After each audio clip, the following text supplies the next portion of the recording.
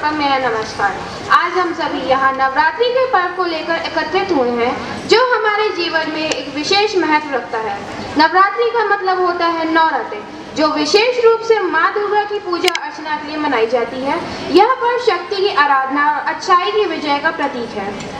नवरात्रि का पर्व हमें सत्कर्म, धैर्य और शक्ति की महत्ता को समझाता है। यह हमें अपने जीवन में सकारात्मक बदलाव लाने और हर कठिनाई को पार करने के लिए प्रेरित करता है। माँ दुर्गा ने राक्षसों के खिलाफ युद्ध लड़ा और अपने धैर्य और शक्ति से उन्हें हराया, जिससे हमें यह संदेश मिलता है कि चाहे परिस्थितियाँ कितनी भी कठिन क्यों न हो, यदि हमारी नीयत और शक्ति मजबूत हो तो हम किसी भी विपरीत स्थिति से उबर सकते हैं। नवरात्रि का प्रत्येक दिन एक विशेष माँ दुर्गा के रूप में पूजा जाता है और प्रत्येक रूप में हम सद्गुण सिखाता है।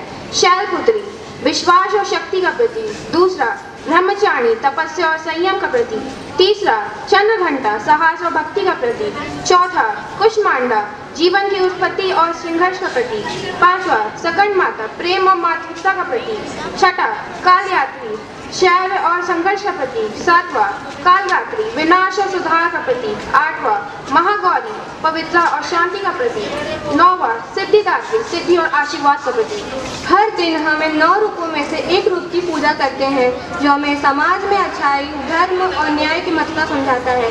इसके साथ ही नवरात्रि का त्यौहार हमें आत्मनियंत्रण और त्याग की भी प्रेरणा देता है।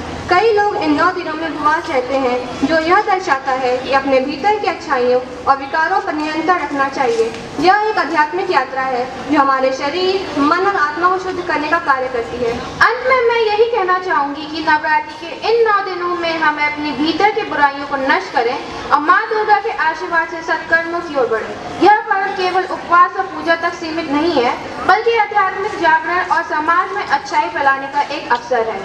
आप सभी को नवरात्रि की हार्दिक शुभकामनाएं। जय माता दी। धन्यवाद।